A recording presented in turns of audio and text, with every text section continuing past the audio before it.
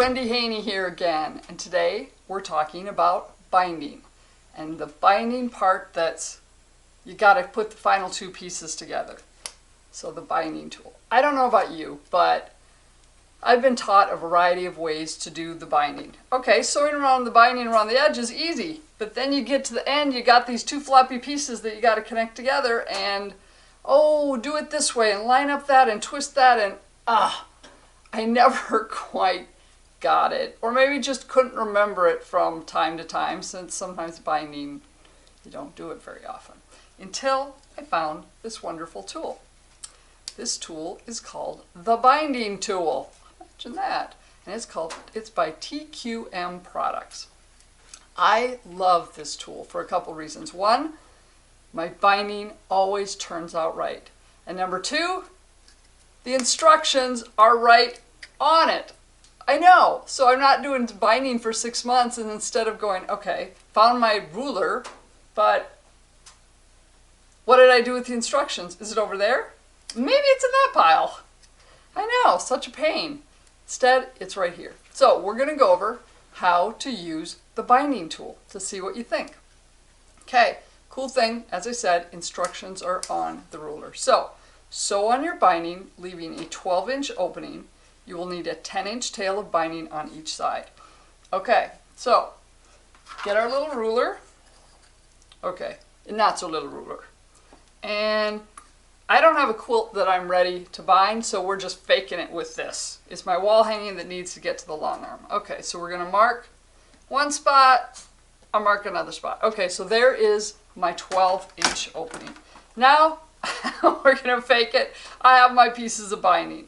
And so, I don't know about you, but usually I end up with more than enough binding at the end. So, we're just kind of faking it here. Okay, so we're gonna pin that.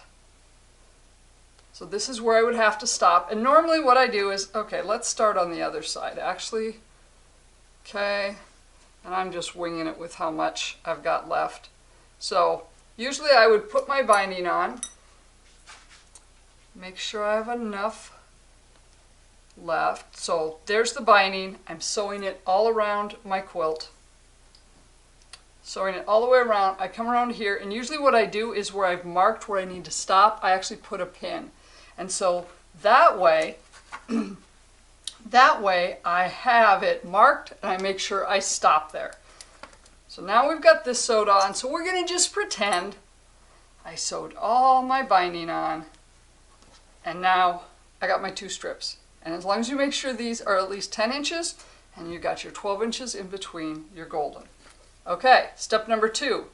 We're going to take the butt edge of this tool where we stopped sewing, and then on this ruler there is a mark here line. Yep, so mark here. So we're going to do it on this side and get my marking pen. So we're going to just do over here and we're going to mark it. I've just found, make it, usually I don't need to mark it this much, but to make sure visually you can see it, and then I flip it over here and I do the same thing. Mark here. All right, so now we've got two tails and both of them have the mark here. So we got step number 2 done. Then step number 3.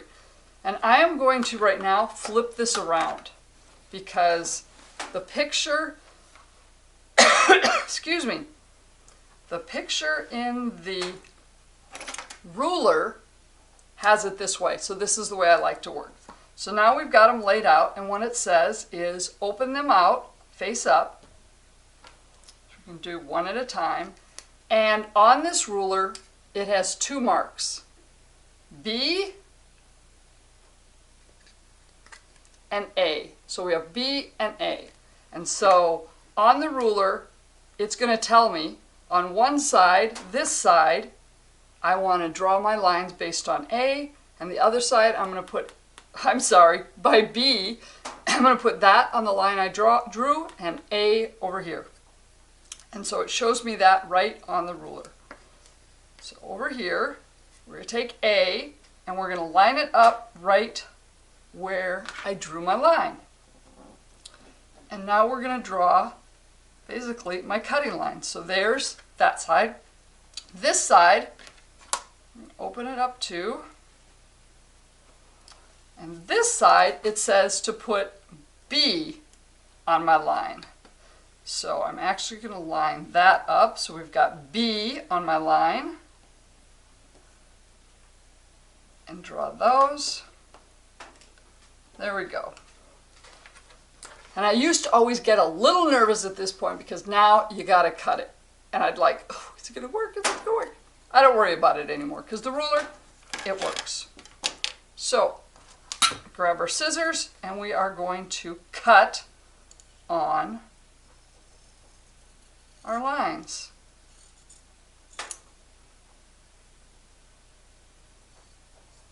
There we go. And we're going to cut on this line. And what this does is it ensures that you're now exactly matched up for your binding. So look at there, it's going to match up. So what you do then is, what I do is I make sure I keep them right up and then I flip them on top of the other and I pin them and then I take them over to the sewing machine. So I am going to pin them a little here so I don't have to redo this when I get over to my sewing machine. All right, so now I got them right sides together and I'm ready to sew. So hold that tone and I will be right back.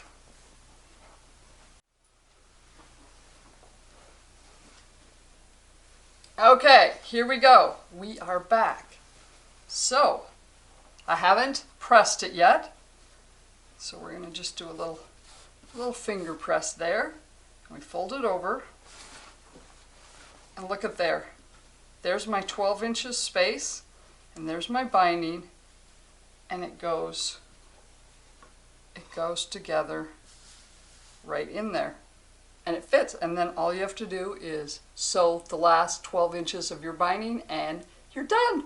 So how easy is that? I love the binding tool. So if that's something you're interested, please go check with your local quilt shop, see if they have it or if they will order it for you.